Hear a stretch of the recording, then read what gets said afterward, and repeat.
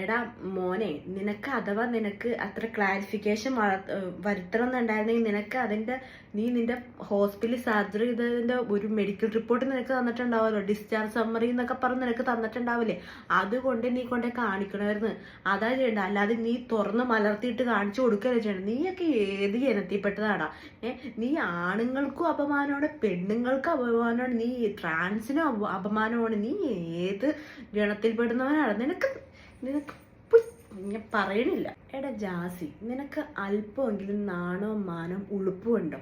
നിന്നെ എടാന്ന് വിളിക്കണോ എടീന്ന് വിളിക്കണോ? നീ ഏത് വർഗത്തിൽപ്പെട്ടതാ? സത്യം പറഞ്ഞു കഴിഞ്ഞാൽ നീ ആണാണോ? അല്ല. പെണ്ണാണോ? അല്ല. നീ ആണും പെണ്ണും കിട്ടവനാണോ? അല്ല. ട്രാൻസ് ആണോ? അതല്ല. നിനക്ക് വേണ്ടി എനിക്ക് തോന്നുന്നു സ്വന്തം നമ്മുടെ ലോകം ഒരു പ്രത്യേക വർഗത്തിനെ ക്രിയേറ്റ് ചെയ്യേണ്ടതായിട്ടുണ്ട് എന്നാണ് എനിക്ക് തോന്നുന്നത്. നീ എന്തേ കാണിച്ചു കൊടുക്കണം? നിനക്ക് നാണം ഉണ്ടോ? നിനക്കൊരു പെണ്ണിനെ വിളിച്ചിട്ട് നിന്റെ ഓപ്പറേഷൻ ചെയ്ത സ്ഥലം